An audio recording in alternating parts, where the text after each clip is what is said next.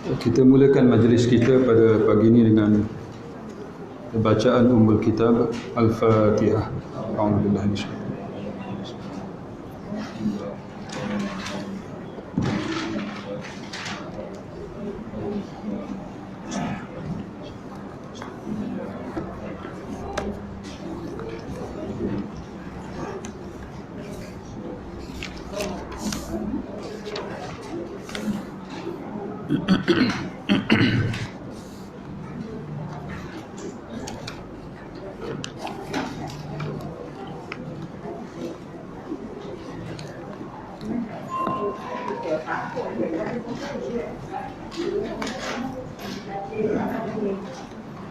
InsyaAllah kita mulakan dengan kitab hadis Mukhtasar Imam Bukhari, iaitu Ibnu Abi Jamrah.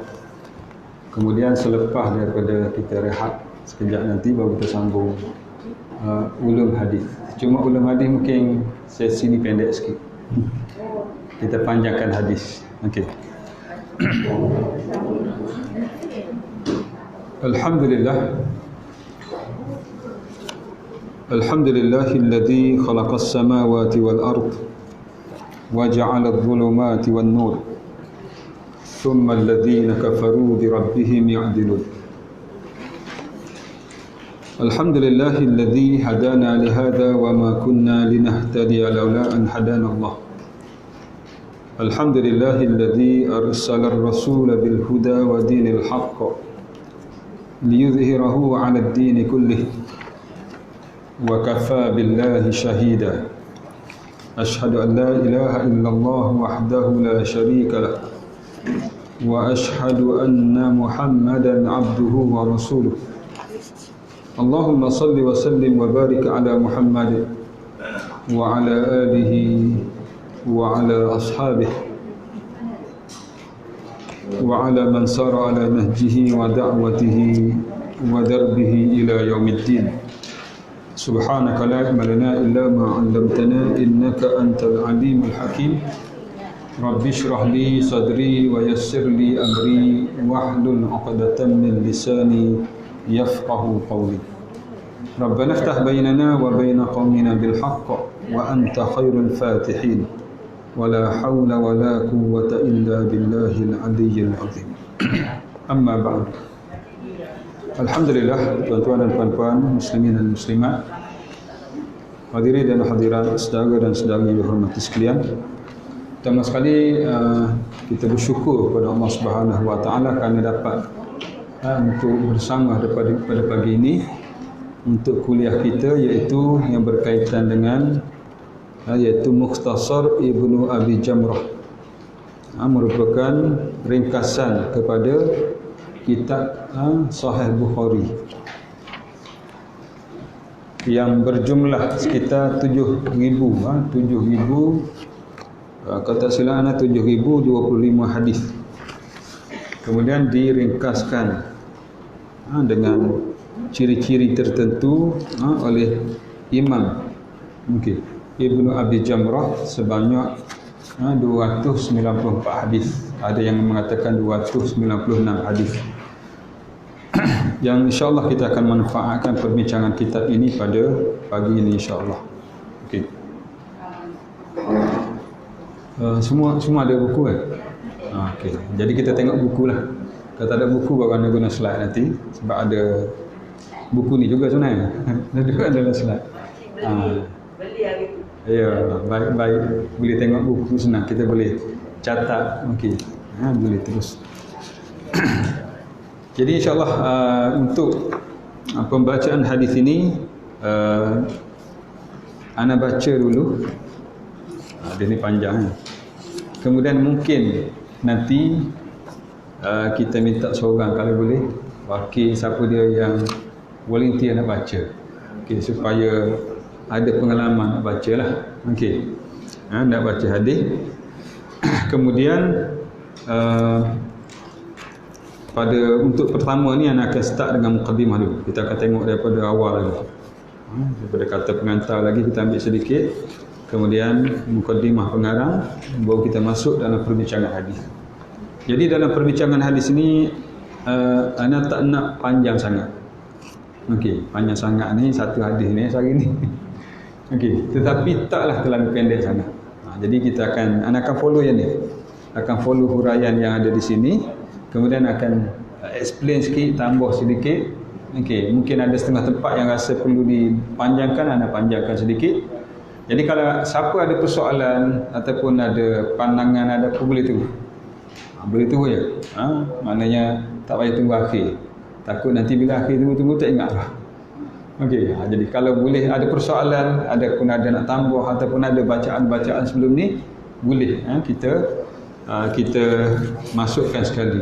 Maklumlah, tak semua benda yang anda baca umpamanya merangkumi. Mungkin ada maklumat yang lebih baik lagi, yang bagus lagi, yang boleh kita kongsikan bersama di dalam perbincangan kita. Okey, cuma kalau ada soalan yang telah jawab, kita tangguh dulu.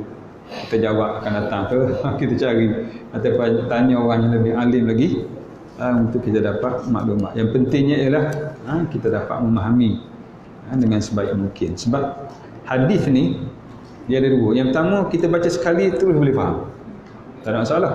Yang kedua, dia makna berlapis ataupun makna yang related, yang berkait. Itu yang kita kena huraikan. Makna berlapis maknanya ialah makna sebenar macam kita lah. Kita bahasa kita kan, ada makna yang direct, ada makna yang kita kena fikir dia kiasan ke, ataupun apa benda yang digambarkan, begitu juga dalam bahasa Arab. Ataupun di dalam hadis yang menggunakan bahasa Arab ni. Dan ada juga yang disebut sebagai muskil hadis. Muskil ni bukan yang diragui, maknanya maknanya banyak. Satu hadis sampai 5 makna. Jadi itu di antara yang kita kena faham. Sebab itulah bila kita memahami hadis, kita kena melihat sejauh mana kedudukan hadis tersebut supaya kita boleh faham. Sebab ramai orang yang kadang-kadang dia salah faham terhadap satu hadis, maka salah faham itu salah tindakan. Contohnya hadis pendek. Nabi sallallahu alaihi wasallam menyebut ad-dunya sijnul mu'min wa jannatul kafir. Dunia ini umpama penjara bagi orang mukmin, syurga bagi orang kafir. Dia kata bila sebut penjara ni susah lah. Kita kena hidup susah, tak payah pakai yang elok-elok, tak payah makan yang sedap. Ala kadar je. Kerja pun kerja macam tu saja. Sebab apa? Sebab penjara. Dia kata macam tu. Jadi sebenarnya maksudnya berbeza. Jadi itu di antara perkara yang penting pada kita untuk kita belajar.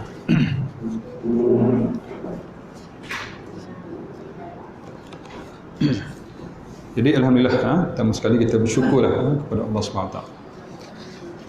Kalau nak merasai ni, kalau dalam hadis ni dia terus sebut yang nak sebut dahulu dalam ulum Quran, Rawil A'la. Agak-agak siapa Rawil A'la? Rawi Al-A'la yang kita bincang yang lepas. Ingat tak? Rawi Al-A'la ialah perawi yang tinggi sekali selepas Nabi dia. Contoh di sininya ialah kalau kita tengok muka surat 1 ni, An Aisyata Ummil Mu'minin, Sayyidatina Aisyah disebut. Maknanya kalau kita belajar ulum hadis yang lepas, sanad ni gugur. Sebab apa? Sebab Imam Bukhari takkan dia ambil pada Sayyidatina Aisyah. Dia tak sempat hidup bersama. Jadi itu antara yang kita bahas yang lepas kan. Kita sebut sebagai hadis mu'allaq. Sebab apa? Sebab sanad yang sempurna ada dalam kitab dia. Contohnya ana bawa ni kitab Sahih Bukhari yang penuh lah. Dia ada 3 jilid. Ini jilid pertama. Tulisan pun tak nampak lah. Jadi kalau kita tengok di sini sebagai contoh lah, maknanya dia akan datangkan dengan sanad yang penuh. Sanad penuh start daripada dia sampailah kepada Sayyidatina Aisyah, sampailah kepada Nabi sallallahu alaihi wasallam. Itu sanad. Sebab itulah nanti anak akan hurai dalam ulum hadis nanti. Yang pertama pengenalan sedikit berkaitan dengan Imam Bukhari. Yang kedua berkaitan dengan Imam Ibnu Abi Jamrah dan kitab dia. Kitab dia kita bincang sekarang. Jadi kitab tu dia lebih kepada menyatakan isi kandungan hadis, teks hadis tanpa menyertakan sanad. Sanad tak ada. Kalau nak sanad, ambil sini. Ni yang ni. Yang ni umpamanya anda sebut saja. Di sini dia sebut Maknanya kitab yang pertama ialah kaifa kana bad'ul wahyi ila Rasulillah sallallahu alaihi wasallam wa qaulullah jalla dzikruhu. Jadi di sini hadis saja kan. Di sini dia masuk sebahagian pada peringkat awal dia akan masuk Al-Quran dulu. Lepas tu baru hadis. Umpamanya kalau hadis di sini kalau hadis di sini umpamanya dia masukkan hadis yang pertama ialah hadis yang berkaitan dengan innamal a'malu binniyat. Walaupun cerita badul wahyu, permulaan wahyu, tapi dia masuk hadis innamal a'malu binniyat. Kemudian barulah dia masuk hadis yang kita bincang ni. Jadi nanti kita bahas sikitlah nanti dalam perbincangan kita. Wa qala al-musannif rahimahullah taala wa nafa'ala bi 'ulumihi fid darain. Jadi pengarang kitab ini biasa bila kita baca kitab kita kata sebut demikianlah. Wa nafa'na, kita ambil manfaat bi 'ulumihi dengan ilmunya fid darain, di dunia dan juga di akhirat. Jadi untuk pertamanya kita tengok kata pengantar sedikit. Anak-anak ulas sedikit. Mungkin anak tak akan baca semua. Jadi anak minta tuan-tuan dan puan-puan baca dululah. Sebab tu anak beritahu ni, tu baca dulu dan anak akan highlight beberapa isi. Tak baca semualah. Ada kadang-kadang kita baca hampir penuh. Ada kadang-kadang kita nyatakan poin di sini ialah sekian. Jadi dalam muqaddimah kata pengantar ini, sebab kita kena tengok juga penting untuk kita nak memahami kitab ni apabila kita tengok kata pengantar ni merujuk kepada percetakan ni. Iaitu Dewan Pustaka Fajar, yang bosnya ialah disebut di sini, iaitu Al-Fadhil Ustaz Yaqub Muhammad Husin, yang satu ketika dahulu pernah juga menjadi nakib. Ana ada follow Usrah masa di Lembah Kelang dulu, masa dia duduk di KL lah. Jadi apa yang beliau sebut, anda baca daripada awal, kemudian sikit-sikit lah. Dalam muka surat kata pengantar, Bismillahirrahmanirrahim. Jadi dalam kitab-kitab, kalau kita tengok kitab-kitab terdahulu, di antara cara mereka menulis kitab, antaranya mereka tak tinggal Bismillah. Bismillah, kemudian puji bagi Allah. Kita juga kalau boleh lah, dalam tulisan kita ataupun kalau boleh tulis sini kan, Bismillah atas tu yang pemenan maka, supaya nanti orang Padang tak padang. Sebab apa? Sebab mengambil iktidaan bil Quran. Sebab itulah nanti kita akan tengok sebab apa dimulakan dengan permulaan wahyu. Sebab apa dalam Islam, apa saja wahyu. Wahyu first, wahyu dulu, barulah mari benda lain. Sebab itulah dalam kitab Bukhari ni, kitab mula-mula sekali badul wahyu, kitab permulaan wahyu. Kitab nombor 2, kitab Al-Iman. Kita kata iman dululah sepatutnya kan, tapi dia sebut wahyu. Sebab apa? Sebelum iman, yang penting adalah wahyu. Daripada wahyu lah iman, syariat ke apa dan sebagainya. Sebab itulah ulama kita bila buat sesuatu, dia ada sebab dia buat. Dia bukan main lantak macam tu saja. Macam orang dulu lah. Orang dulu bila nak buat rumah, antara perkiraannya ialah dia cari arah kiblat. Kita tak boleh nak ubah dah rumah macam tu dah, beli siap-siap kan. Supaya apa? Supaya senang. Begitu juga kalau di Andalus, di Spain, Sepanyol, masa tamadun Islam dahulu, mereka buat masjid hebat dari segi architecture dia dan engineering dia, sehingga tak payah guna aircon. Angin masuk kali, dia keluar kali, dan memang sejuk. Mana-mana bila buat sesuatu pasti ada. Begitu lebih-lebih lagi dalam Islam lah. Jadi ulama kita di dalam Islam bila mengarang, bila bercakap, pasti dia akan ada rujukan. Antara rujukan yang paling utama ialah Quran. Quran macam mana? Bila nak mulakan Bismillahirrahmanirrahim. Dan ayat yang mula-mula sekali dia dimulakan dengan Alhamdulillah. Bismillah, Alhamdulillah. Begitu juga digunakan di dalam khutbah umpama kan. Muqaddimahnya iaitu dengan memuji Allah. Maka ulama kita bila mengarang mana-mana kitab, dalam muqaddimah dia pasti dia tak tinggal Bismillah dengan Alhamdulillah. Begitu juga kita. Dalam apa juga keadaan, jangan lupa Allah. Mana nak buat sesuatu, Bismillah. Lepas buat Alhamdulillah. Itu amalan-amalan yang menjadi tradisi kepada ulama. Okey, maka disebut di sini sebagaimana dalam mukadimah kata pengantar ini, bismillahirrahmanirrahim. Alhamdulillah. Okey, ataupun kalau dalam bahasa Arab panjang sikitlah. Ataupun mukadimah kita kan, alhamdulillahirabbil alamin wassalatu wassalamu ala asyrafil anbiya'i wal mursalin wa ala alihi wa ashabihi ajmain. Dan salah satu lagi yang menjadi tradisi juga, bila kita bercakap, mengarang ataupun lebih-lebih lagi berdoa, ialah selain pada muqaddimah memuji Allah, cara dia nak doa kita kena agungkan Allah setinggi-tingginya. Yang kedua, selawat. Selawat kepada Nabi sallallahu alaihi wasallam. Yang ketiga, kita merendahkan diri serendah-rendahnya baru minta. Itu macam tu. Jadi dalam bab selawat ni, okey, dalam bab selawat ni memang ada riwayat yang menyatakan doa kita ni, bila kita berdoa, sama ada akan diterima ataupun tidak oleh Allah, kecuali bila ada di dalamnya selawat kepada Nabi sallallahu alaihi wasallam.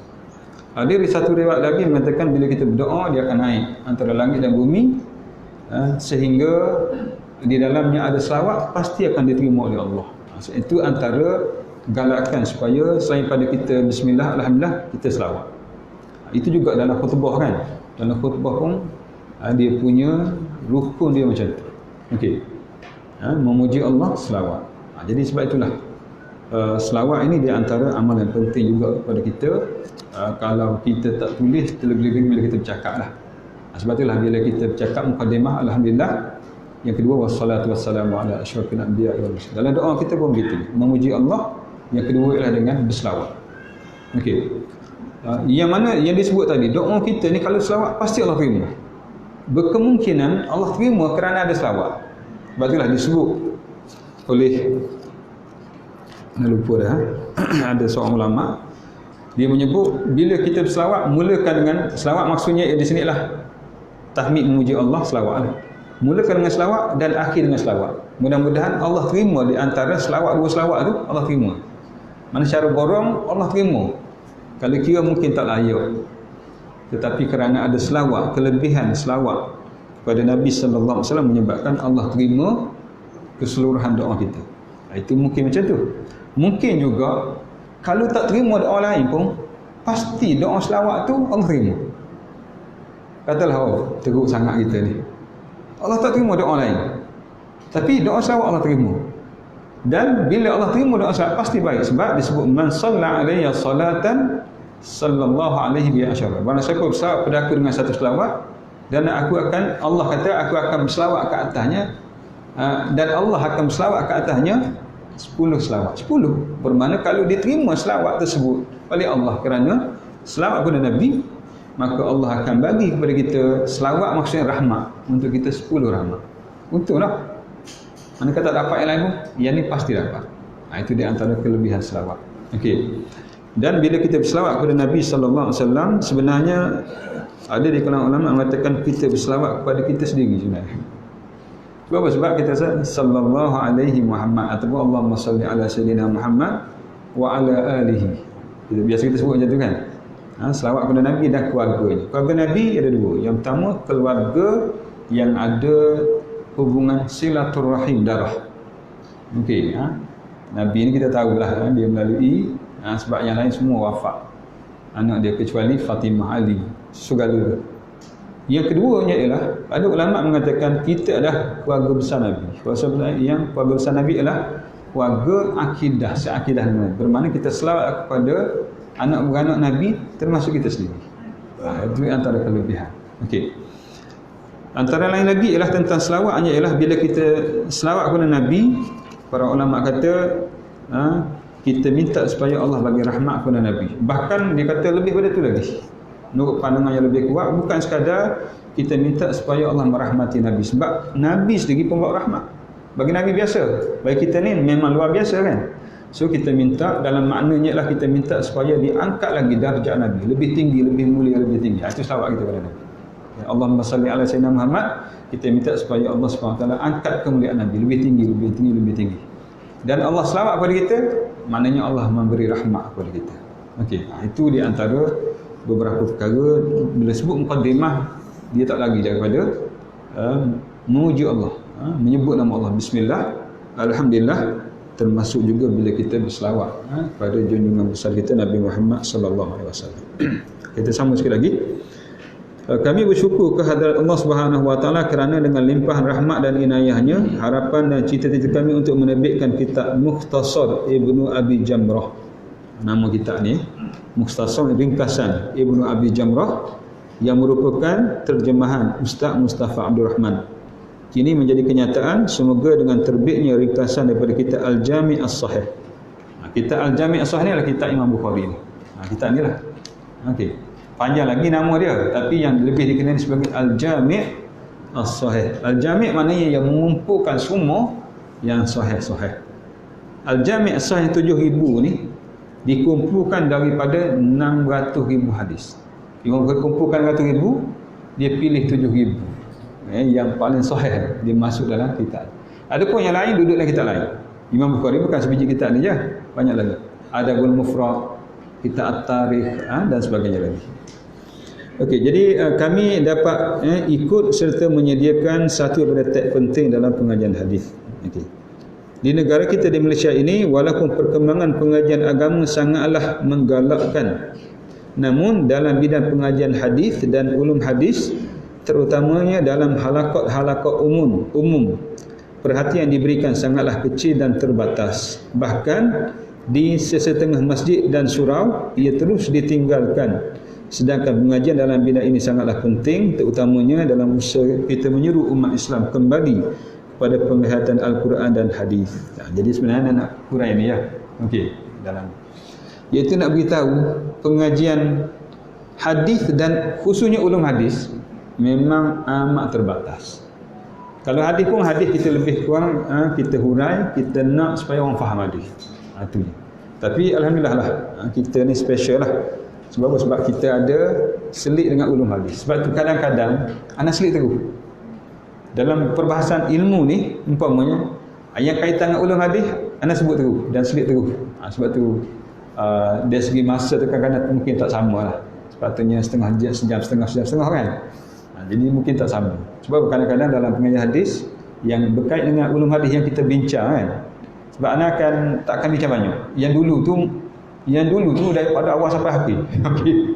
Daripada sekolah tadika sampai PhD yang nak cerita yang baru ni. Okey, so jangan peninglah.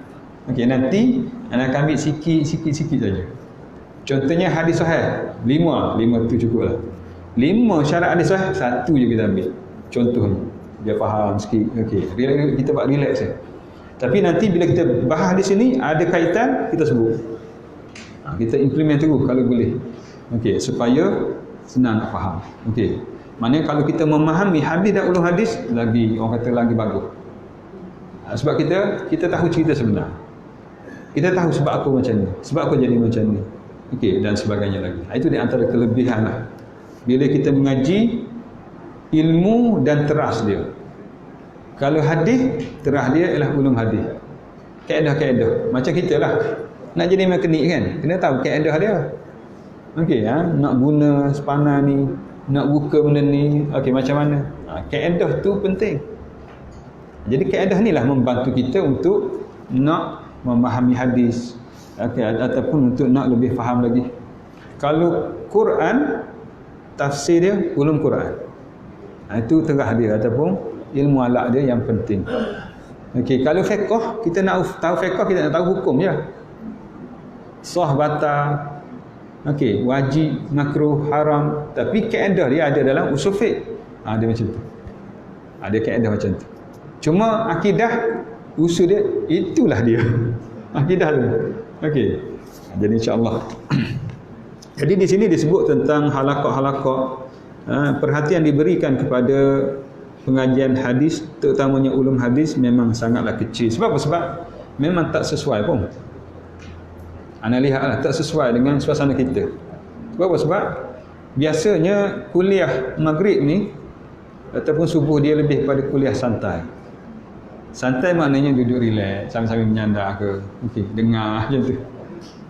Okey, jadi bila kita nak bahas ulum hadis, A, B, C, D, E, F kita tertinggal, kita akan tertinggal lah. Dia tak boleh nak skip. Sebab apa? Sebab dia ada kaitan satu kan. Sebab tu kita kena buat kelas khusus. Lepas tu kena serius sikit. Maknanya mungkin kena ada catatan, kena ada nota, mungkin kena ada huraian umpamanya, baru clear. Itu pun kena ulang kerak lagi. Sebab apa? Sebab bukan senang nak faham. Kadang-kadang ilmu yang kita belajar darjah 3, kita faham darjah 5. Sebab tu kalau tak faham lagi tak apa, sabar je. Sebab memang sifat mengaji ni salah satu yang ada yang mudah kita masuk syurga ialah kena sabar. Sabar. So kalau tak faham biar dulu. Sebab apa? Sebab itu hebatnya ilmu. Dia masuk kita tak faham. Satu masa nanti rangkuman tersebut jadi faham. Banyak berlaku demikian. Begitu juga dalam mengajar, pengalaman anda sendiri, first time mengajar tak sama dengan kita mengajar kali ke-10. Kali ke-10 lagi senang nak hurai, lagi senang nak beri contoh, lagi senang nak fahamkan orang. Kali pertama kita sedang orang kata bergeluk dalam arti kata nak hurai supaya clear ni. Itu di antara hebatnya. Sebab itulah ilmu ni lagi kita guna, lagi kita pakai, lagi dia mantap. Bila kita tinggal dia hilang. Sebab itulah itu kelebihan ilmu. Jadi itu yang nak jelaskan dalam kata-kata pengantar ini. Nak jelaskan di sininya ialah bagaimana pengajian hadis dan juga ulum hadis khususnya antara pengajian yang memang tidak diberi perhatian yang besar. Sebab apa? Bukan tak nak beri perhatian, sebab disiplin dia adalah complicated dan berat sikit. Macam nak cerita baru ni kan. Cerita baru ni. Jadi sebab itulah maknanya dia kena kelah khusus. Kena buat orang kata serius sikit, betul-betul sikit. Je. Bukan kata kuliah maghrib tak penting, kuliah maghrib bagus, tapi kalau suasana macam ni dia kurang sesuai. Sebab dia nak kita kena ingat, kena ada catatan, kena banyak. Ataupun orang kata dulu dobit ni lah, catat. Kena ada buku, dan sebagainya lagi. Cuma mungkin satu masa nantilah. Buat masa sekarang ni masih pada peringkat tersebut. Kuliah-kuliah kita kan, pada peringkat biasa je. Sebenarnya kitab Al-Jami' As-Sahih susunan Imam Al-Bukhari mengambil masa 16 tahun. Nak siap tu 16 tahun.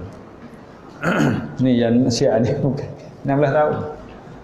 Sebab apa? Sebab kumpul satu hadis ni, nak dapat satu hadis memakan masa mungkin yang lama, sebulan. Sebab apa? Sebab mungkin kena merantau pergi. Ambil siapa tok guru dia, siapa tok guru dia, sehingga maknanya dia dapat kumpulkan baru bukukan.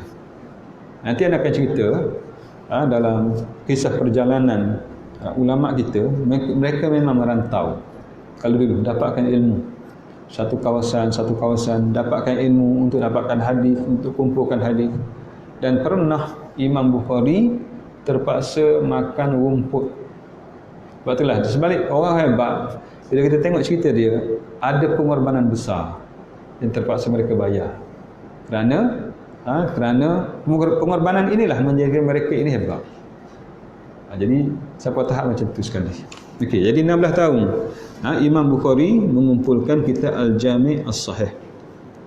Merupakan kitab hadis yang mendapat perhatian yang paling besar dari para ulama dahulu maupun kini.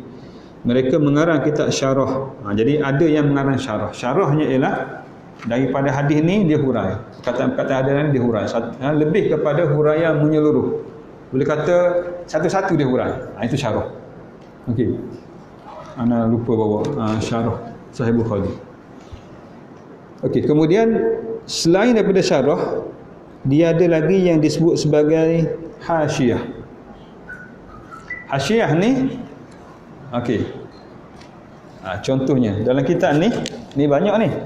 Tetapi dia ambil satu, dia ambil ayat ni je. Dia hurai panjang. Dia ambil ayat ni, tak hurai semua. Dia nak highlight ayat mana. Dia tahu itu hasyiah.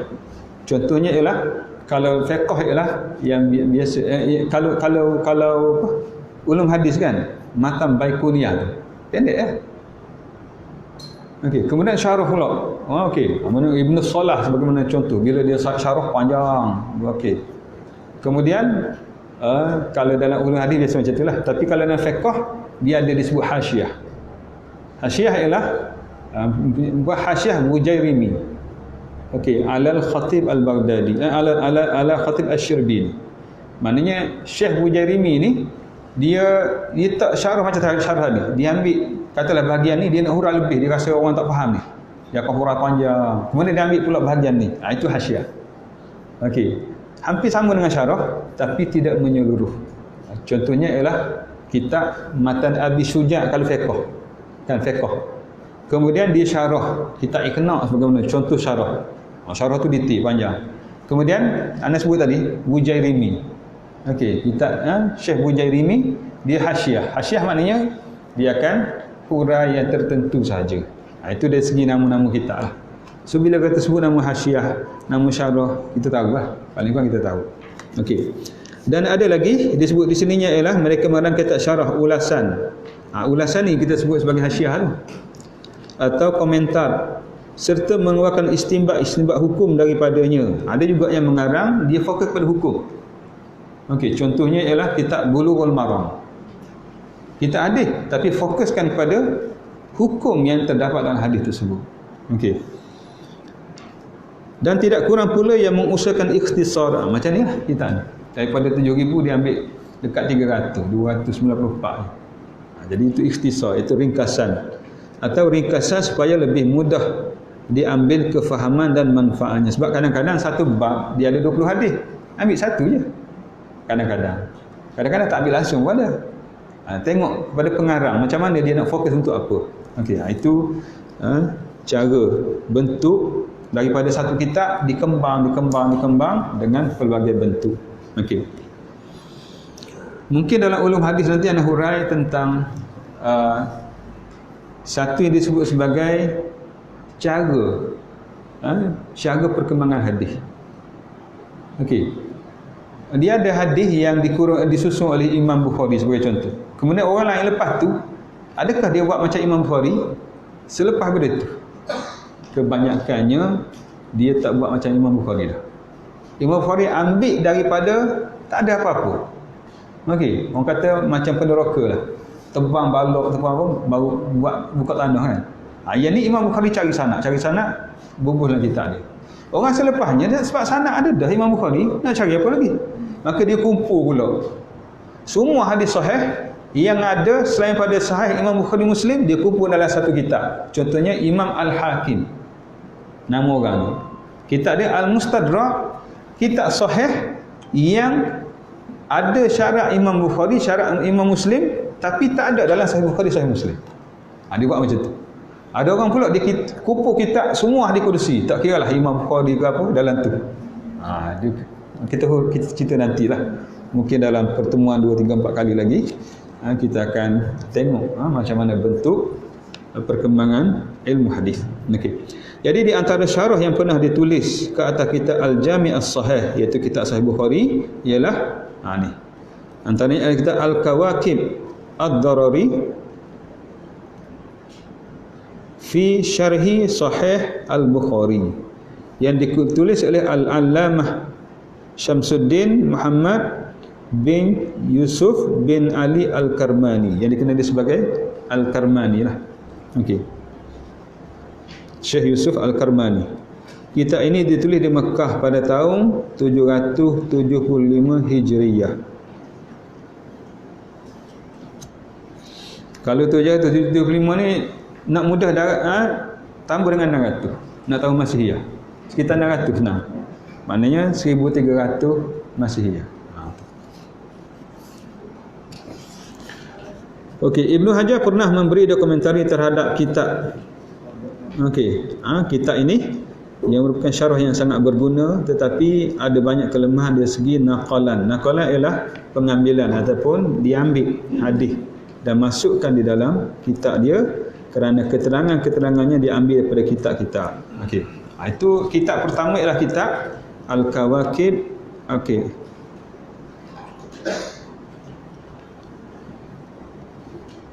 Ad-Darari fi Syarhi Sahih Al-Bukhari. Okey, kitab keduanya ialah kitab Fathul Bari bi Syarhi Sahih Al-Bukhari, iaitu karya Imam Al-Hafiz Abu Al-Fadl ataupun Abi Abu tu samalah.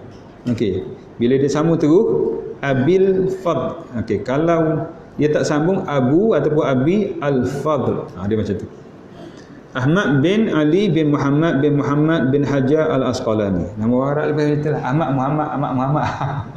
Dia macam tu. Okey. Ali dia dekat-dekat je. Sebab apa? Sebab dia dikenali dengan nama lain. Nama ni orang tak kenal sangat. Imam Bukhari kan, Ustaz sebut Imam Bukhari kenal. Tapi sebut Ismail tak kenal dah. Okey. Jadi kitab inilah kitab karangan, nak mudahnya lah, Ibnu Hajar Al-Asqalani. Al-Asqalani.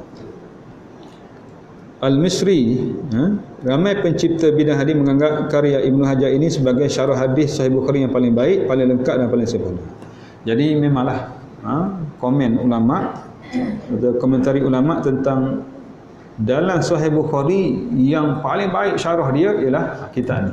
Nombor 2. Kitab Fathul Bari, okey. Bi syarhi Sahih Al-Bukhari karangan Ibnu Hajar Al-Asqalani. Okey. Kalau dalam Sahih Muslim, syarah terbaik ialah syarah Imam An-Nawawi. Dia ada. Namun kitab lain ada kelebihan-kelebihan sedikit lah. Okey. Kemudian kitab yang ketiganya ialah kitab Umdatul Qari. Ini kawan kepada Fathul Bari. Umdatul Qari juga kitab yang tebal, yang besar. Okey. Iaitu kitab Umdatul Qari karangan Al-Allamah Syekh Badruddin Mahmud bin Ahmad Al-Aini. Dikenali sebagai iaitu Syekh Badruddin Al-Aini. Ini syarah juga ni. Nak beritahu kitab yang berkait dengan Imam Bukhari. Mungkin ni dikenali syarah kedua paling baiklah. Okey. Kemudian yang anak nak sebut nama kitab, anak tak sebut semualah. Yang keempatlah kitab Irsyadus Sari ila Sahih Al-Bukhari yang ditulis oleh Al-Allamah Syekh Syihabuddin bin Ahmad bin Muhammad Al-Khatib yang terkenal dengan sebutan Al-Qastalani. Ini gelaran dia. Ini ada juga iaitu kitab syarah kepada Imam Bukhari. Ini sebahagian daripadanya lah. Yang lain ada, cuma tak begitu terkenal sangat. Okey, kemudian penerbit memberitahu lagi ada jenis lain yang juga berkait dengan Bukhari. Yang ini syarah. Syarah maknanya daripada hadis ni dia hurai lebih detail lagi. Okey, yang kedua ni sebab memang dia akan kait dengan kitab ni. Jadi yang keduanya ialah nak cerita apa yang kaitan kitab ni, iaitu bahagian mukhtasar. Mukhtasar meringkaskan bilangan hadis yang ada dalam Sahih Bukhari, dia kurangkan. Okey, supaya apa? Supaya ialah nak 7,000 hadis. Ana pernah ikut daurah yang Bukhari ni dengan Syekh Sa'idan.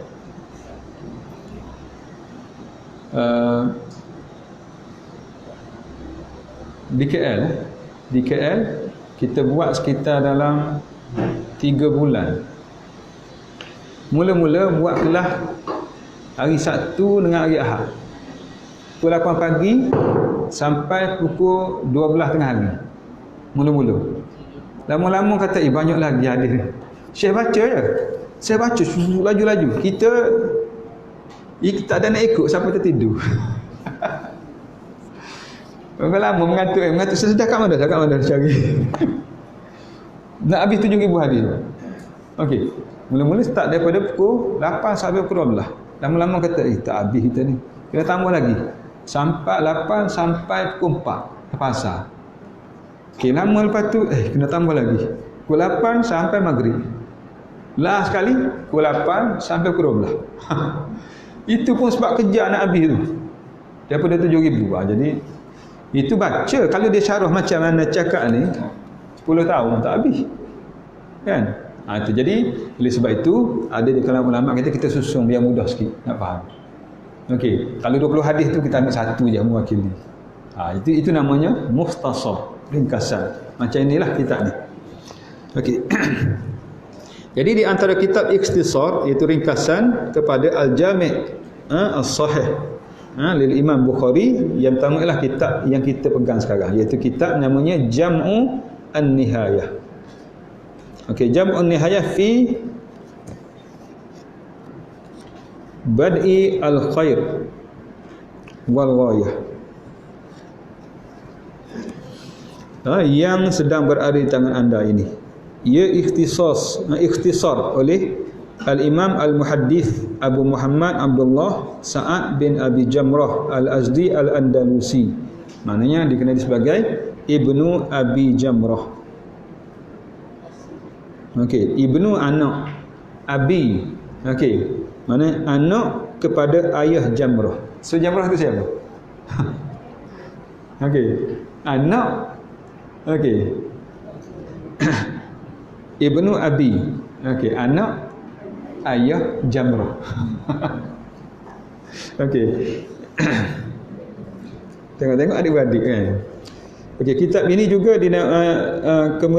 kemudiannya telah beliau syarahkan dan diberi nama judul Bahjatun Nufus wa ghayatuha bi ma'rifati ma laha wa 'alaiha. Okey, jadi ada nama kitab lain, ada nama lain bagi kitab selain pada kitab yang dikumpul, itu Jam'un An-Nihayah. Maknanya mengumpulkan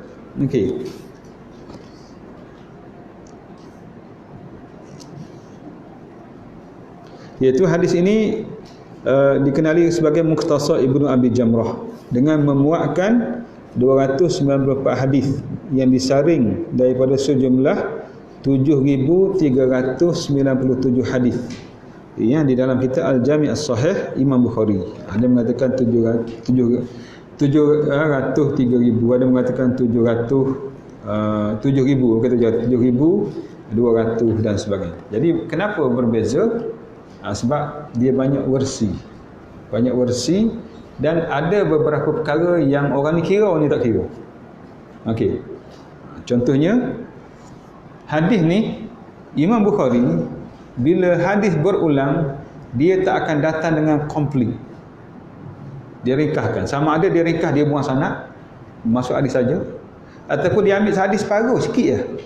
Macam kita ada titik-titik macam tu kan. Tak urai semua. Ada sebahagian ulama tak kira ini. Ada sebahagian ulama kira juga walaupun berulang. Ada yang tak kira. Sebab tu berbeza dalam bilangan. Kita kata kenapa ni? Kan kitab ni ada dah ni.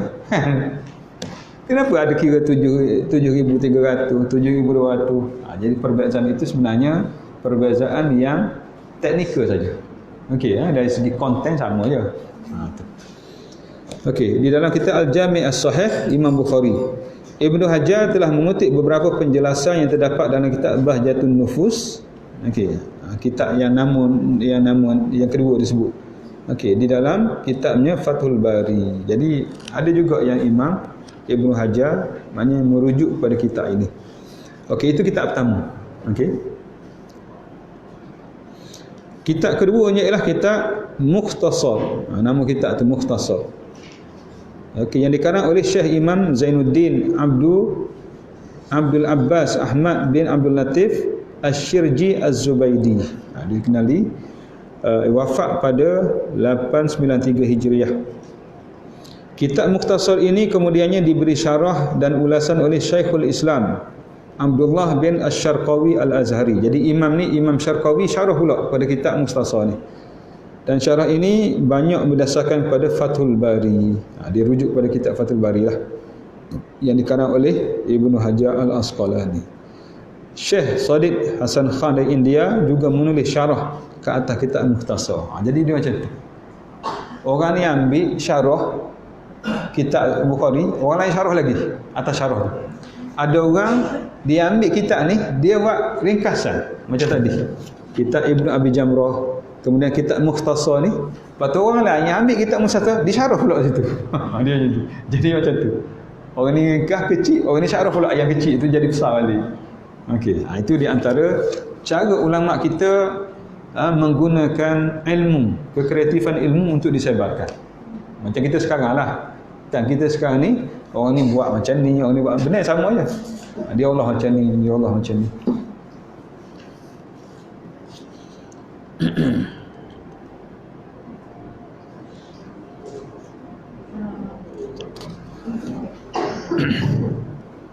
Okey, kemudian disebut di bawah sekali, itu perenggan bawah sekali, kami ingin sebutkan sebuah hasyiah. Ni hasyiah yang anda sebut tadi lah.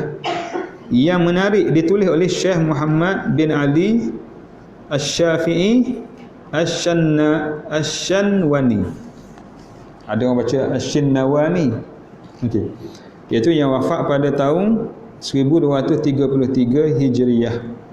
Jadi kitab ini disempurnakan pada hari Ahad 9 hari bulan Syawal. Kitab ini diberi nama Hasyiah ala Mukhtasar Ibnu Abi Jamrah. Jadi patutnya dia letak lepas nombor 1. Okey. Maknanya kitab Ibnu Abi Jamrah ni ada juga syarah dia. Okey, ada juga hasyiah. Bukan syarah bukan syarah penuh, hasyiah. Hasyiah maknanya tadi. Daripada kitab ni, yang hadis ni kan. Maka dia akan hurai. Ada yang dihurai panjang, ada yang hurai pendek. Itu nama hasyiah yang tidak dia ulah semua sekali. Kalau syarah kebanyakannya kebiasaan dia akan ulah semua sekali. Tapi kalau hasyiah dia pilih-pilih saja. Umpama bila bab ni dia kata kena hurai lagi. Orang sekarang ni tak faham. Dia kan panjang macam. Lepas tu bab ni tak hurai sangat. Bab lain dia hurai panjang pula. Itu hasyiah.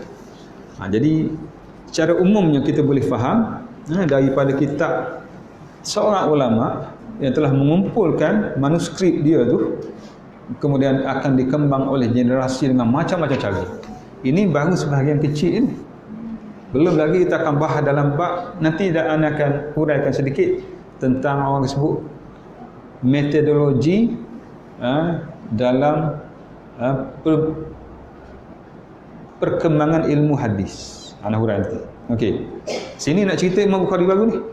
Ada yang syarah, okey, ada yang buat ringkasan, ada yang syarah lagi atas tu. Syarah lagi atas tu, dia macam tu. Sebab kadang-kadang biasalah macam kita mengajar. Jadi ada benda-benda yang kita rasa umum macam ni, tapi dengan masyarakat kita ni kita rasa kena hurai yang panjang. Kita hurai panjang. Itu di antara yang anda cuba manfaatlah. Biasa kuliah-kuliah anda yang kalau kuliah maghrib anda edan nota. Kan nota tu anda bercadang untuk buat buku. Boleh siap je kalau buat sebenarnya, cuma malah. Malah. Sekarang ni buku tu sekitar dalam 42 muka surat. Ringkasan. Dan anda anggaplah kalau anda buat detail panjang mungkin sekitar dalam 300 muka surat. Tak apalah, sebenarnya paling kurang ada ilmu orang boleh baca. Kan? Dan dia boleh ingat balik yang kita mengajar 10 tahun lepas umpamanya. Itu antara yang anda insya-Allah cuba untuk siapkanlah. Yang kitab hadis akidah. Sebab anda dua bidang kan. Jadi hadis akidah, anda fokus kepada akidah. Yang anda namakan kitab sebagai Raudhatul Jannah, taman syurga. InsyaAllah doa-doalah supaya diberi kesenangan, kelapangan untuk anda siapkan insyaAllah. Benda ada dah, semua dah ada. Cuma nak tambah-tambah ayat. Itu je.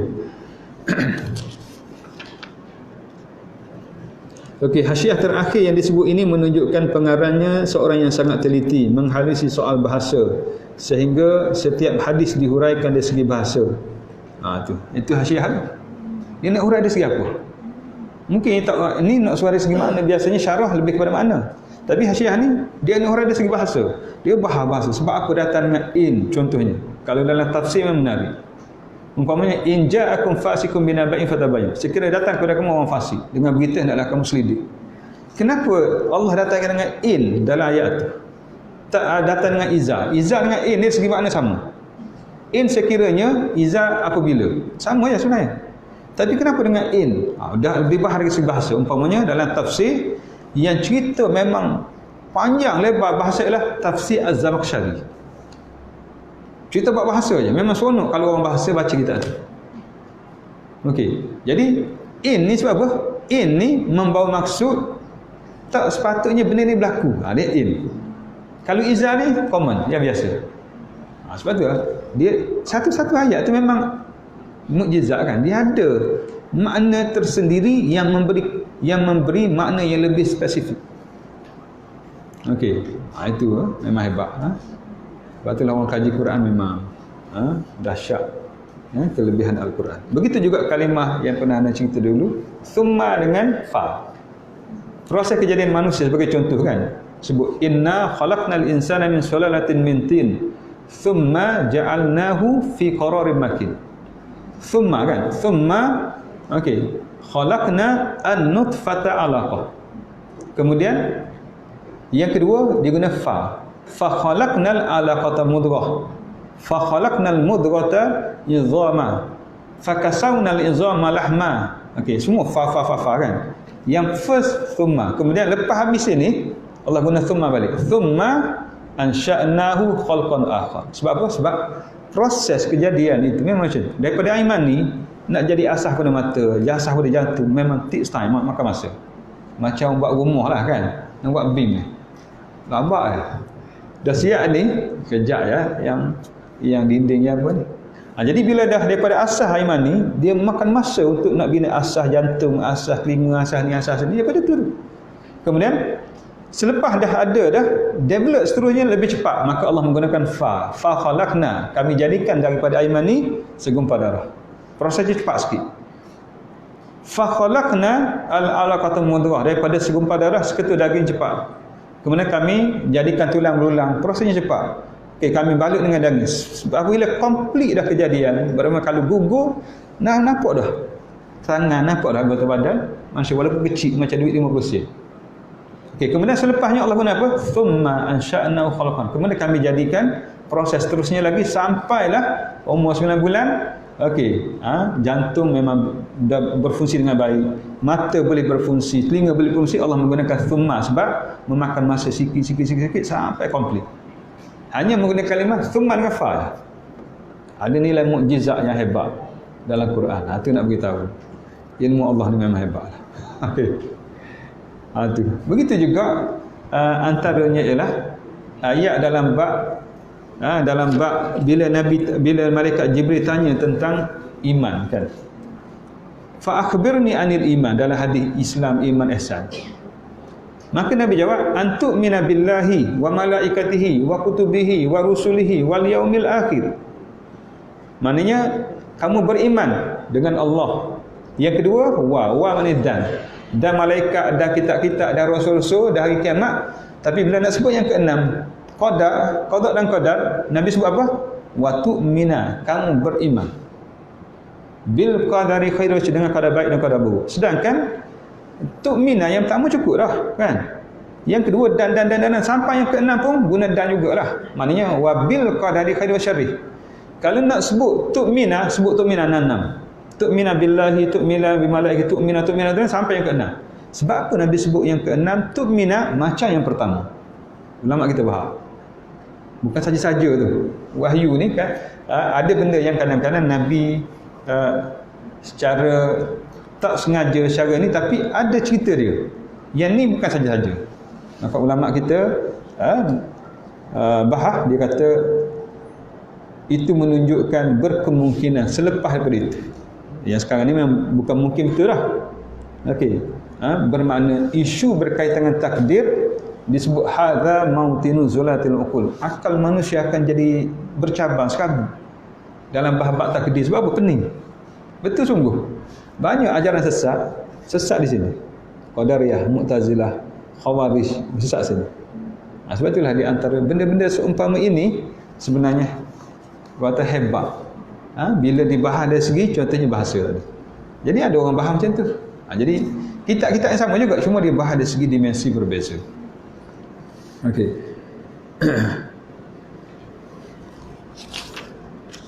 Disebut di sini sehingga setiap hadis dihuraikan dari segi bahasa. Beliau juga seorang yang sangat cenderung pada soal-soal kerohanian. Jadi kalau orang tasawuf, ulama tasawuf, dia hurai ikut pemahaman tasawuf. Dia orang lebih ke arah tu.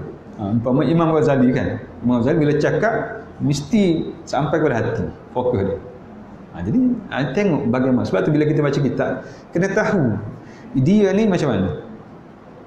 Dia ni macam ni. Itu cara dia. Okey, dia ni macam ni. Dia ni macam ni. Jadi senang kita nak faham. Contohnya kalau kita belajar tafsir, nak tahu tafsir hukum, ambil tafsir Imam Qurtubi. Okey. Nak tahu tafsir yang berkaitan dengan bahasa, anda sebut tadi kan, Zamakhsyari. Begitu juga, maknanya bila kita tahu, maknanya banyak membantu kita sebenarnya bila kita belajar tentang, orang sebut metodologi, ataupun manhaj, kaedah yang digunakan oleh ulama kita. Okey. Di antara lain beliau mengutip pandangan mutiara-mutiara ulama tasawuf. Ada kejuruan daripada tasawuf lah, seperti Imam Al-Hasan Al-Basri, Imam Ar-Rifai, dan Imam An-Nawawi, dan Imam Asy-Sya'rani, Syekh Abdul Wahab Asy-Sya'rani.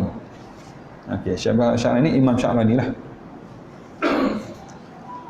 Anda rasa itu di antara benda yang anda nak huraikan dalam muqaddimah di sinilah. Kemudian kita tengok sedikit dalam muqaddimah penterjemah, iaitu Mustafa Abdul Rahman Ar-Rawi. Iaitu beliau nyatakan dalam perenggan kedua, kita tengok hadis-hadis tersebut dalam kitab ini berjumlah 294 hadis semuanya. Keterangan mengenai tiap-tiap hadis adalah berdasarkan kepada kitab-kitab hadis. Jadi keterangan ni berdasarkan kepada kitab hadis, sebab dia ada keterangan kan. Dia terjemahnya ialah hadis ni, kemudian dia buat keterangan sedikit, ulasan. Jadi ulasan ni dengan merujuk pada kitab-kitab hadis. Macam tadi lah, kitab Fathul Bari, kitab Badruddin Al-Aini, Umdatul Qari. Jadi kita yang ni kita biasakan dengan nama kitab. Supaya nanti sebut Imam Bukhari, apa dia? Fathul Bari. Kalau boleh jangan lupa itu. Lepas tu Umdatul Qari. Lepas tu kitab ni satu lagi, Mukhtasar Ibnu Abi Jamrah. Cukup lah. Lepas tu tambah lagi, sebab dia ada banyak kan. Tak ingat pun tak apa, tak ada masalah. Sebab apa? Sebab kitab je. Bukan ngaji lagi. Nama kitab je. Sebab tu lah kata pening lah, tak pening apa ya? Tinggal kan. Sebab apa? Sebab bukan kita ngaji lagi, baru sebut nama kitab baru.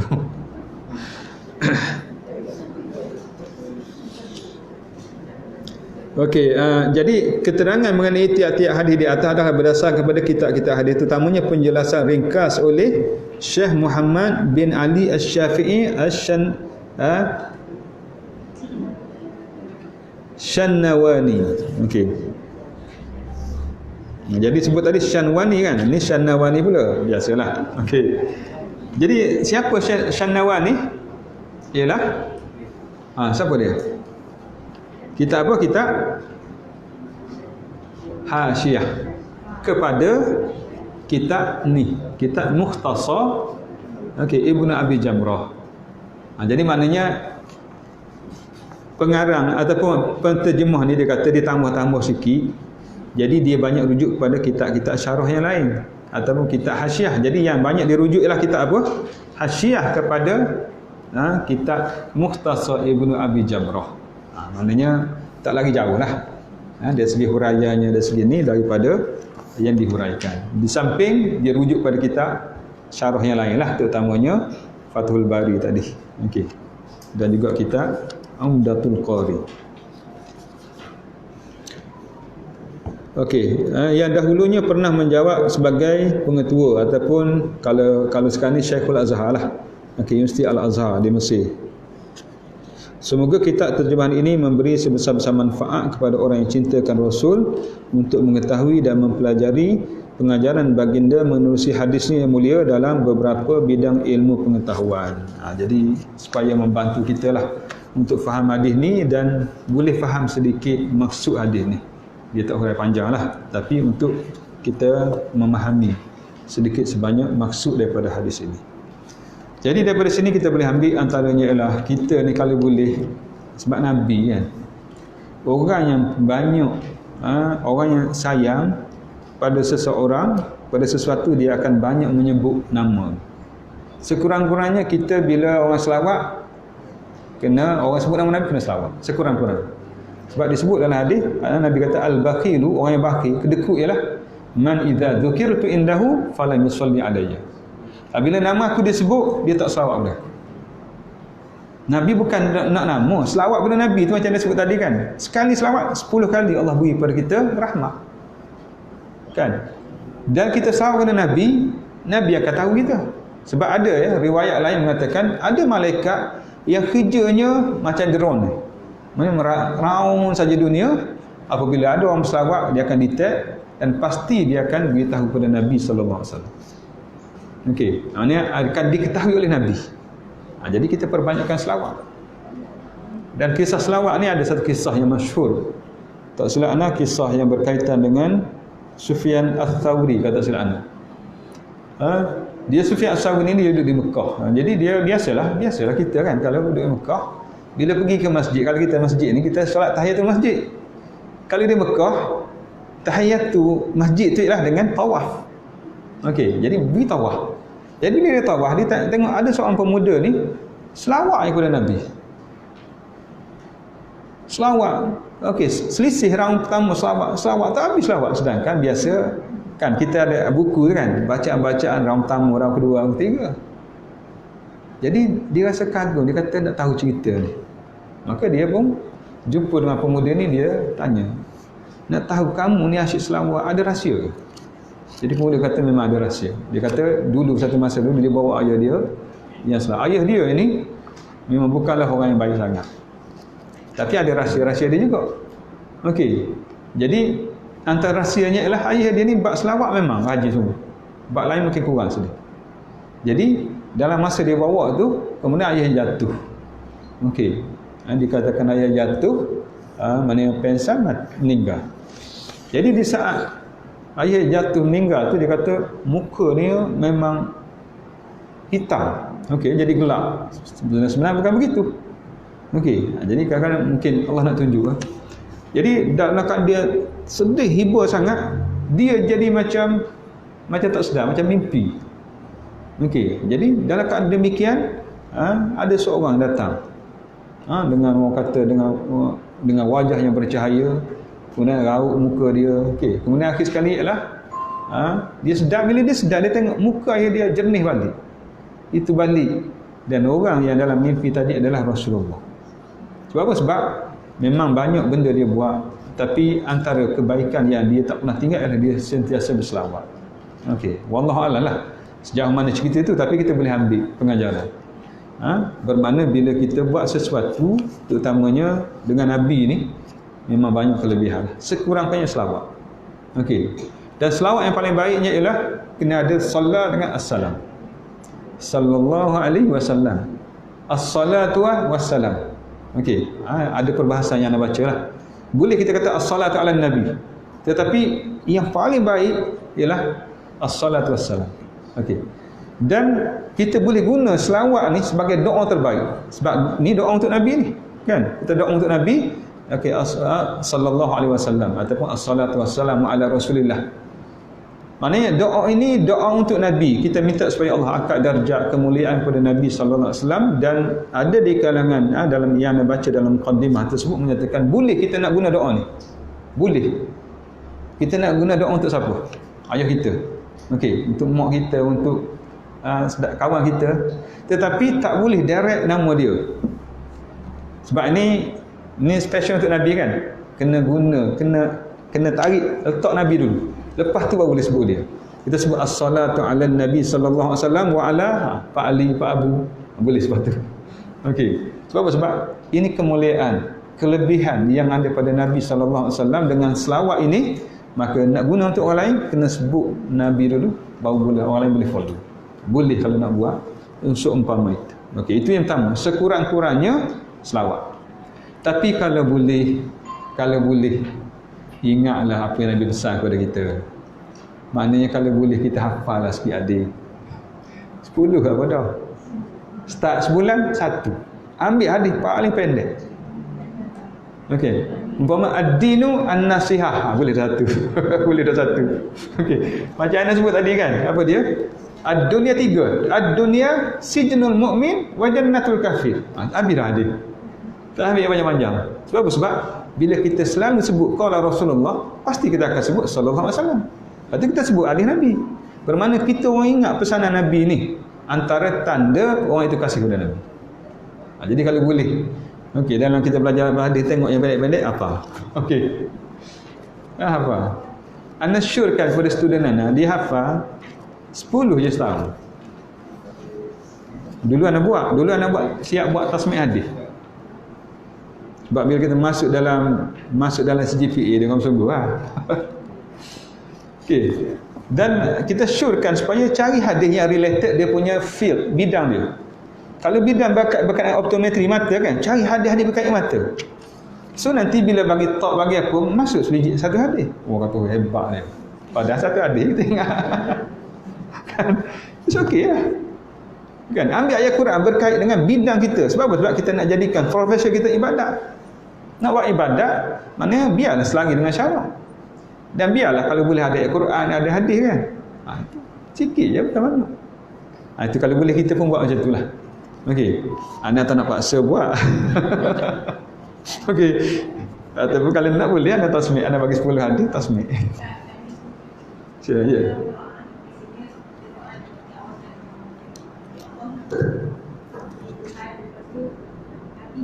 Sama dengan Nabi.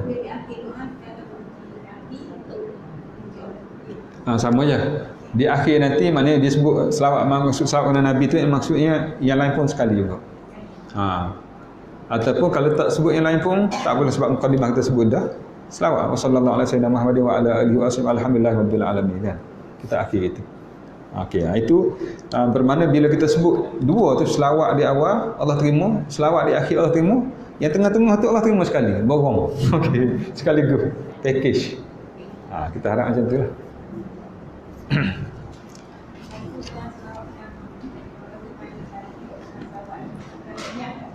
Boleh, tak ada masalah. Maknanya boleh tak itu, tapi yang anda sebut tadi lah. Dia ada dua, as-salatu was-salam. Okey. Kita sebut sallallahu alaihi wasallam dah ada kan? As-salatu was-salamu ala asyrafil anbiya'i wal mursalin wa ala alihi wa sallam. Mana boleh, tak ada masalah.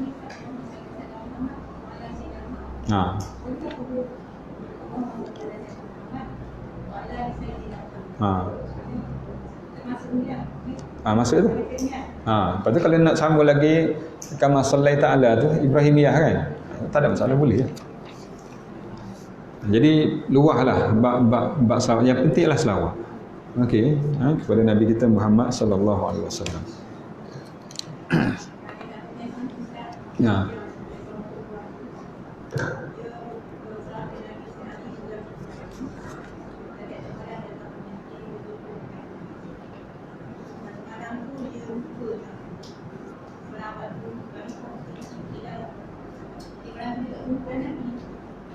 Betul.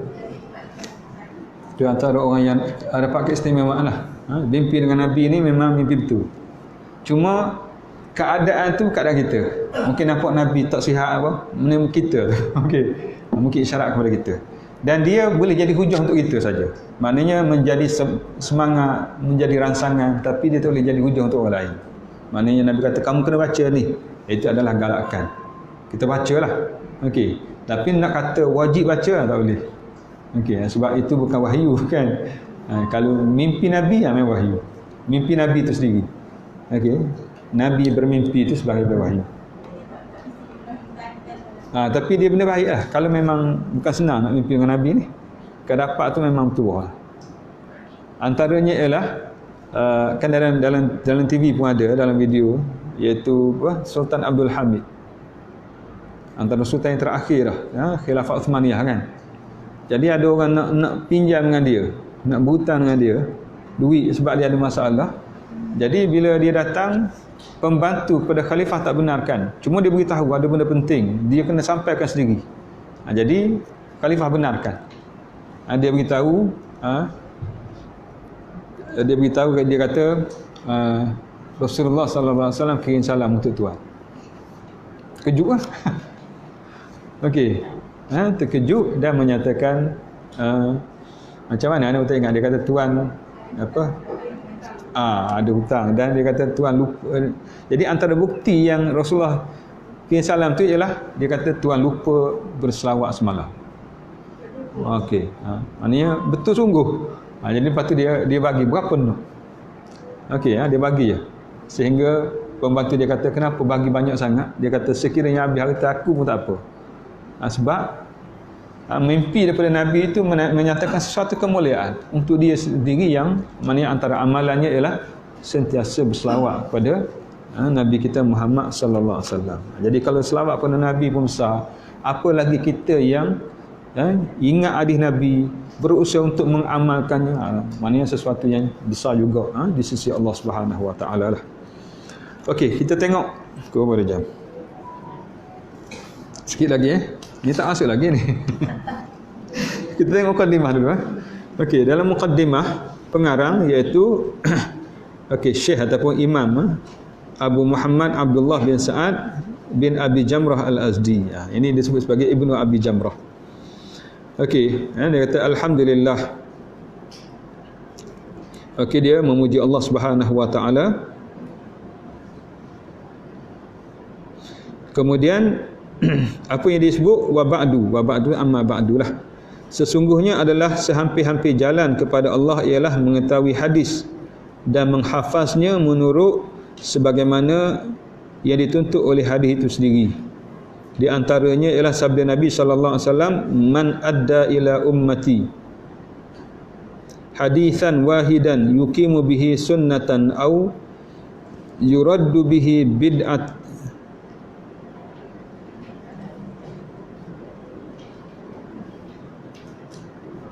yuraddu bihi bid'atun kifalahul jannah. Barang siapa menyampaikan satu hadis kepada umatku untuk menegakkan sunat. Okey, sunat ni sunnah. Sunnah ni adalah bukan yang sunat saja. Maknanya apa yang Nabi buat, sunnah. Okey, apa yang ditunjuk oleh Nabi sallallahu alaihi wasallam. Jadi kena betul sikit tu. Sunat ni bukan hukum. Sunnah macam kita kata, ini sunnah Nabi sebab Nabi buat. Ini sunnah Nabi sebab Nabi ajar kepada kita. Atau menolak bid'ah. Bid'ah ni adalah benda yang Nabi tak buat. Okey. Benda yang Nabi larang umpamanya. Dengan dia, okey, dengan amalan tersebut maka baginya syurga. Nak beritahu bila kita beramal dengan hadis Nabi ni sudah pasti akan dapat ganjaran yang besar, okey, dan akan diberi pahala yang besar, dan akan dikurniakan syurga Allah Subhanahu wa taala. Okey. Jadi di sini biasalah orang hadis dia akan kata sebaik-baik ilmu hadis. Sebab apa? Sebab ilmu yang nak memahami Islam dia datang daripada hadis. Quran dia hanya cerita umumnya, solat kan. Nak solat macam mana? Hadis. Maka dia adalah sebaik-baik ilmu kerana dia adalah untuk menjelaskan bagaimana melaksanakan tuntutan Islam itu sendiri, dan juga hadis merupakan rujukan yang kedua selepas daripada Quran. Okey. Sebab ada kelebihan masing-masing. Bila kita cakap bab akidah, orang akidah akan cakap gitu juga. Kerana apa? Dengan akidah lah, dengan tauhid lah, menyebabkan Islam kita, iman kita selamat. Okey, selamat daripada rosak dan sebagainya lagi. Bermakna semuanya ada kelebihan masing-masing. Okey. Kemudian ada satu lagi hadis. Hadis ni kalau dibuat takhrij ataupun dibuat kajiannya hadis dhaif lah. Namun dalam bab hadis dhaif dalam bab nasihat, bab fadail amal, bab apa tak ada masalah. Boleh diamalkan. Okey, cuma dalam hadis ni sebab itulah kadang-kadang kita bila ada hadis-hadis sesuatu hadis yang yang mungkin palsu dan sebagainya, jangan sampai kepada kita ini menolak keseluruhan hadis tersebut. Okey, jadi antaranya disebut man hafiza ala ummati haditsan wahidan kana lahu ajru ahadin wa sab'ina nabiyyan siddiqan. Barang siapa yang hafal menyampaikan kerana kepada umatku, pada umatku satu hadis adalah baginya pahala 70. Okey, 7 ahadin wa sab'in, 71. Okey, nabi yang sangat benar, bermakna dia akan dapat pahala yang banyak. Sebab itulah hadis ni kalau kita tengok Ibnu Hajar kata hadza hadithul maudhu'. Ini hadis palsu. Jadi kalau palsu kita reject lah, gitu je lah. Tak payah kata kita ni tak payah mengaji. Okey. Sebab manusia kadang-kadang adalah dalam banyak-banyak, termasuk juga kadang-kadang teknologi bukan macam hari ni. Kita dengar hadis ni, okey, kalau nak dapatkan buku macam ni umpamanya kena tulis balik. Jadi berapa naskah saja, kan? Dan nak upah orang tulis tu berapa mahal. Jadi mungkin istana saja ada benda ni contohnya. Sebab apa? Banyak duit. Mungkin dalam banyak-banyak, jadi banyak lebih kepada ingatan, lebih kepada benda yang berkait dengan seumpama. Jadi mungkin sudah pasti ada yang termasuk, ataupun mungkin ada orang yang tulis tu termasuk. Jadi banyak ceritalah. Ala kulli hal, benda yang tak elok dan sebagainya lagi, kita buang. Macam tu je. Okey. Umpamanya dalam kitab Ihya Ulumuddin, anda rasa berapa ratus hadis maudhu' ada. Ada ulasan yang telah dibuat. It's okey, tak ada masalah, kita buang yang tu. Sebab hadis maudhu' ahli palsu ni, kita jangan dia kata sebagai hadis tu je. Kalau makna baik, kita guna makna tu. Sebab apa? Sebab hadis makna baik, tapi riwayat je tak baik, tu je. Tapi kalau dua-dua tak baik, kita reject semua. Okey. Sebab apa di sini kata ni? Sebab dia melampau. Maknanya siapa pekat nak sama dengan Nabi, 70 orang Nabi pula. Okey, kita siapa umpamanya kan? Nabi ni imannya sentiasa naik. Kita naik turun. Jadi tu nampak. Orang kata apa? Berpada-pada lah. Kan? Sebab itulah hadis maudhu' ni kadang-kadang niatnya bagus sangat. Nak suruh kita buat sesuatu, tapi bila melampau sangat, lebih-lebih sangat, dia akan menyimpang daripada makna, menyebabkan kita ni beramal untuk benda ni je. Okey, yang masyhur dulu kan tentang kelebihan hari-hari dalam bulan Ramadan, tarawih ni. Jadi menyebabkan orang semayang masa tu jelah. Berapa? Boleh cukup dah ni. Modal ni tunggu Ramadan tahun depan. Macam orang meniaga haji. Meniaga haji boleh untung banyak sampai dia boleh tutup kedai, buka-buka balik haji ni balik. Jadi dalam Islam ni tak galakkan macam tu. Sebab apa? Bukan ini caranya. Okey. Jadi tak apalah, kita buang yang ni. Okey, kita sambung sekali lagi. Demikianlah banyak didapati hadis-hadis mengenai hal tersebut, memandangkan sangat suka dan kurangnya himmah menghafal hadis-hadis. Apa makna himmah? Kita sebut himmah kan? Berhemah, keinginan. Okey, cita-cita. Menghafal hadis-hadis sedangkan kitabnya banyak disertai dengan sanad-sanadnya sekali. Sebab itulah kita ni lemah semangat bila tengok sanad. Ni dalam ni apa masa tengok sanad, panjangnya sanad, lebih panjang daripada hadis. Dalam hadis payah nak ingat, sanad lagi payah. Sebab apa? Sebab orang yang sama je, tukar. Yang ni duduk nombor 4, ni duduk nombor 3, ni duduk nombor 2. Dia macam tu. Sebab itulah Imam Bukhari diuji dengan demikian. Ada mengatakan 100,000 hadis, duk tukar-tukar, dia susun balik. Satu pun tak lagi. Itu dahsyatlah. Maka aku berpendapat untuk maksud tersebut bahawa aku memilih sebuah kitab di antara kitab-kitab hadis yang sahih untuk aku ringkaskan daripadanya beberapa hadis menurut sebanyak mana diperlukan dengan ditinggalkan segala sanad kecuali perawi hadis yang dimestikan supaya mudah dihafal dan banyak pula faedahnya insya-Allah. Jadi dia beritahu cara dia. Cara dia sanad dia tak masuk. Maknanya dia terus kepada hadis Nabi. Cuma dia sebut juga sanad, dia sebut di sini kan. Perawi hadis yang dimestikan. Mesti siapa dia? Rawil a'la. A'la ni paling tinggi. Yang paling tingginya ialah sebelum Nabi tu. Itu paling tinggi. Sebab apa? Itu yang start pada Imam Bukhari, syekh dia atas naik, yang paling tinggi sekali Nabi tak kira lah kan. Paling tinggi sekali sahabat lah. Itu disebut, bila sebut rawil a'la paling tinggi sekali ialah sahabat, biasanya sahabat. Kalau tak ada sahabat baru tabi'in. Okey, itu hadis lain lah.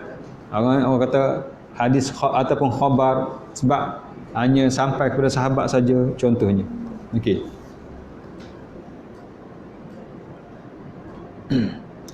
Okey, hadis rawil a'la ialah sahabat sebelum Nabi. Okey. Ataupun disebut asal sanad, usul sanad, situ juga. Kalau disebut awal sanad lepas Imam Bukhari. Dia macam tu. Okey, awal sanad sebab sanad Imam Bukhari tu situlah. Awal kan. Naik sampai sahabat sampai Nabi. Okey, jadi disebut di sini sebab itulah bila kita tengok dia sebut Aisyah, okey, dia sebut Anas bin Malik, sebab dia memang disebut dah cara macam tu. Okey. Yang dimestikan supaya mudah dihafal dan banyak faedahnya. Maknanya taklah lemah semangat. Ni tengok nama pun lemah semangat. Okey. Di dalam pilihanku, dia cerita ni, di antara kitab-kitab hadis sahih itu ialah kitab Imam Bukhari kerana lebih sahih dan kerana beliau rahimahullah taala adalah orang yang soleh yang diperkenankan doanya. Okey. Sebab itulah dipilih Imam Bukhari lah. Kenapa dia tak pilih Sahih Muslim? Kenapa dia tak pilih kitab Muwatta sebagai contoh? Dia ceritalah. Okey, beliau berdoa untuk pembaca-pembacanya, ditambah pula dengan keterangan daripada beberapa orang qadi yang pernah aku jumpai. Sebab dia doa untuk orang yang membaca hadis dia, yang mana deal dengan hadis dia ini. Jadi, dan terbukti doa tersebut berlaku pada orang lain yang pernah berlaku sebelum ni dalam semasa kehidupan dia lagi. Sebab tu dia kata aku pilih Bukhari. Mereka mengetahui ilmu hadis dan mengembara untuk menuntut ilmu hadis. Mereka itu menegaskan bahawa tidak dibaca kitab hadis dalam kesulitan melainkan dilepaskan dan tidaklah tenggelam sampan yang dibawa belayar bersamanya. Ini di antara kelebihan-kelebihan lah. Okey, yang didoakan untuk orang yang membaca hadisnya. Maka ingatlah aku memperolehi segala berkat di samping berkat hadis untuk pembersih segala karat daki dalam hati. Jadi sebab tu dia ceritalah sebab apa dia mengarang dan menyusung hadis ini untuk mendapat keberkatan, untuk membersihkan dirilah, okey, hatinya. Semoga dengan kurniaan Allah dibuka dari yang menutupinya dan terangkat pula tekanan hawa nafsu yang sangat banyak terkumpul padanya. Seterusnya dengan menyampaikan segala hadis yang mulia ini akan terpeliharalah dari tenggelam dalam lautan bid'ah dan dosa. Okey, kemudian dia sebut lagi selepasnya, setelah sempurna penyusunannya sebagaimana yang ditaufikkan Allah, maka dihitungkan jumlah semuanya itu sebanyak 294 hadis. Permulaannya adalah hadis mengenai wahyu pertama kepada Rasulullah sallallahu alaihi wasallam. Jadi ambil macam dalam kitab ni lah. Dalam kitab ni, ya wahyu pertama memang badul wahyi. Walaupun selepasnya mungkin dia tak ikut sepenuhnya. Okey, dan akhirnya kemasukan ahli syurga ke dalam syurga serta kurniaan Allah ke atas mereka dengan redanya yang kekal. Aku namakan susunan ini iaitu Jam'u An-Nihayah. Okey, An-Nihayah fi bad'i al-khairi wal ghayah. Okey, Jam'u An-Nihayah ni ialah maknanya yang mengumpulkan. Okey, maknanya nihayah ni ialah penutup. Okey, maknanya yang mengumpulkan apa kita kata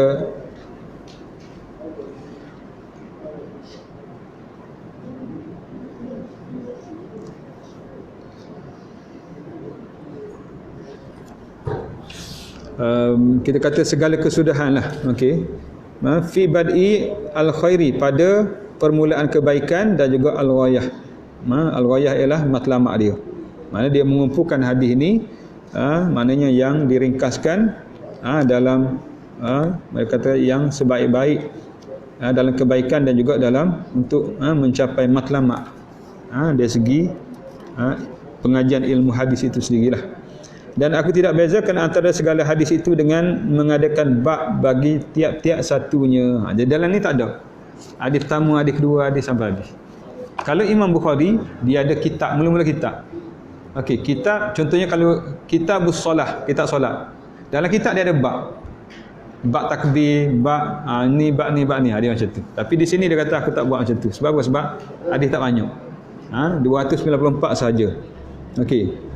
Bagi tiap-tiap satunya dengan harapan semoga Allah SWT sempurnakan bagiku dan setiap orang yang membaca dan mendengarnya memperolehi permulaan kebaikan dan juga kesudahan. Ni maknanya memperolehi permulaan kebaikan dan juga memperolehi kesudahannya. Okey. Demikianlah maka kami mohon pada Allah SWT yang pemurah, Tuhan Rabb Al-Arshul Azim, supaya ia jadikan ia pembersih bagi hati kami, penyembuh bagi penyakit agama kami semata-mata dengan limpah kurnianya, tiada Tuhan selainnya. Wa sallallahu ala sayyidina Muhammad khatamin nabiyyin walhamdulillahi rabbil alamin. Itu mukadimah. Jadi insyaAllah kita lepas ni kita sambung hadis. Okey. Jadi yang rasa mungkin ulum hadis akan datanglah. Okey. Kita rehat, kita sambung hadis dulu. Paling kuranglah kalau boleh lepas 3 hadis insyaAllah. Okey, itu baru mukadimah tadi. Jadi insyaAllah kita sambung balik dalam, kita rehat dulu sekejap. Kita sambung balik selepas daripada berapa minit sambung balik? Pukul 11. Okey, pukul 11 kita sambung balik lah. Sekitar dalam 15 minit Okey, wallahu alam. Assalamualaikum warahmatullahi wabarakatuh.